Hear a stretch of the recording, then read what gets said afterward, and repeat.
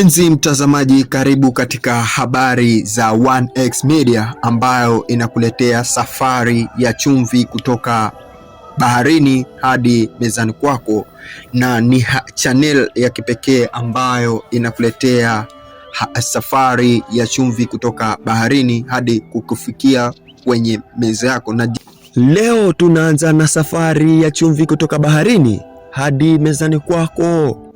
Chumvi tunayotumia kila siku huanza safari yake hapa Marereni kwenye mabirika makubwa ya kuzalisha chumvi. Hatua ya kwanza ni kuingiza maji ya bahari kwenye mabirika maalum. Maji haya ni chanzo cha chumvi zote, na jua ndiye rafiki yetu mkubwa. Kwa siku kadhaa, maji huachwa yakikauka taratibu chini ya jua kali na upepo. Kadri muda unavyosonga, maji yanapungua na kiwango cha chumvi kinaongezeka.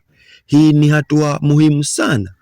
Baada ya muda, fuele ndogo za chumvi huanza kuonekana.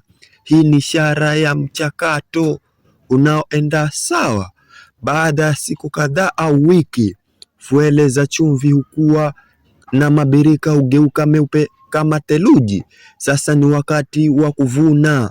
Wafanyakazi hukusanya chumvi kwa kutumia vifaa maalum au kwa mikono. Chumvi inayovunwa hukusanywa na kuhifadhiwa kwenye magunia au majaa, ikisubiri kusafirishwa kwenye viwanda. Kisha huanza safari kuelekea vituo vya kusafishwa, kuchakata na kufungashwa kabla ya kufika sokoni. Mwisho wa safari hii, chumvi hutumika kwenye kila chakula chako kila siku. Hii safari ya chumvi kutoka baharini hadi mezani. Asante kwa kutazama 1X Media.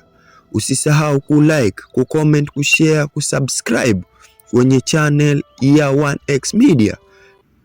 Tuonane kwenye video inayofuata.